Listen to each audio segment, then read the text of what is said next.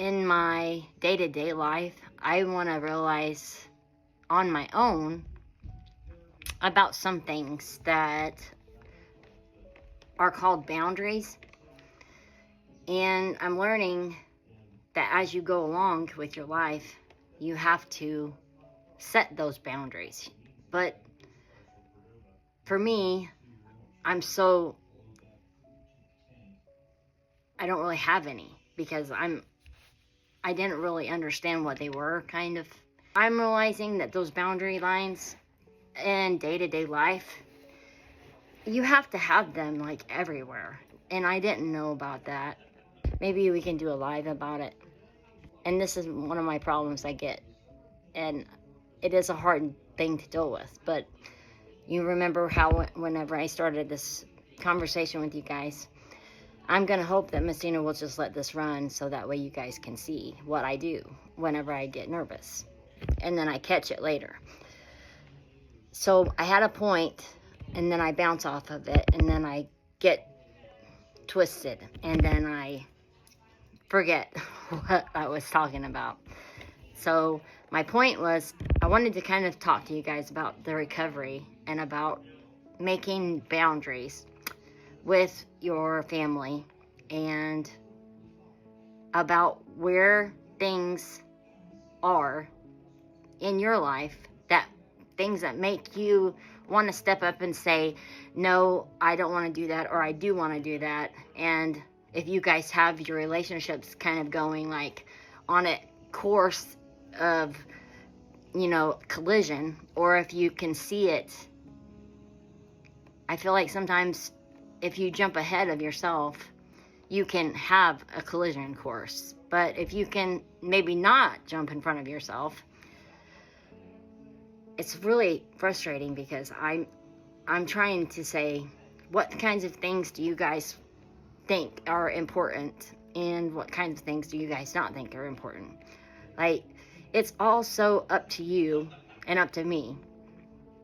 Like, do you guys, when you have couples and when you're in your family, do you guys pick out movies, or are you guys fair about it? Like I'm sure, like when you have family get-togethers, do you guys watch movies? And if you do you guys like pick the same kind of genre, or do you guys flip a coin, or is it like where it's laid back and like everybody says, oh, well, George gets to pick out the movies because everybody knows that George is a big fanatic about movies, So I think that this whole thing just cancels out itself because it's so individual.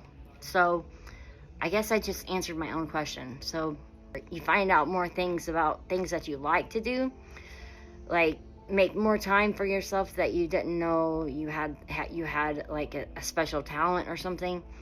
And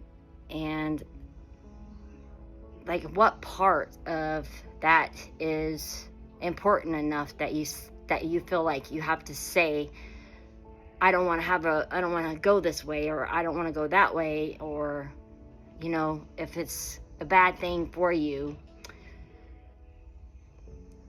I'm learning that a lot of things are still okay if you don't have a lot of things in common. I mean, I don't think that everybody's going to have the greatness of having a BFF, in every circumstance. But I don't want to be the type of person that goes out there and drowns a friend if I have the option to start having a friend. I want to have a friend that also gets blessed by being around me. So my sponsor told me that I'm supposed to come to her and talk to her about stuff.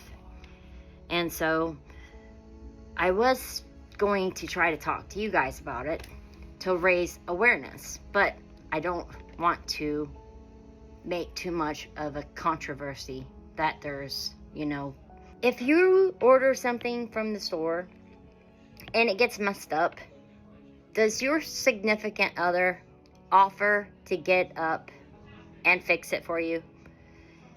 I'm just wondering. Or I've seen a certain situation where, say somebody's shy, and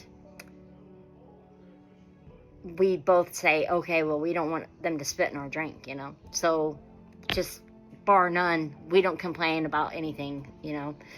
But does that make you feel like the person is not loving you if they don't make an effort to do something to fix it? Or is it wrong for the person to say, it's your drink, why don't you go get it fixed the way that you want to, you know? Or, you know, it's like so weird, because if you don't know if that boundary's set yet for the relationship yet to be like where I want this to happen, it's like I can still in my relationship plan for these things to happen. So it's like, if I want them to. So I'm asking, is it, some things just aren't a big deal, but they are sometimes. But there isn't very many things that I like care about in life.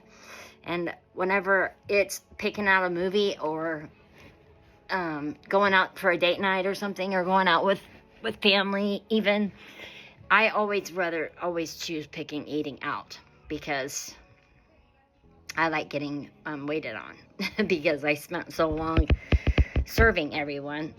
So I like to get waited on. And I wanted to know about everybody else, if you could choose between a movie or going out to eat, which one would you pick? And I want to know if you guys like doing things together as a family, or I'm nervous about getting together for family stuff.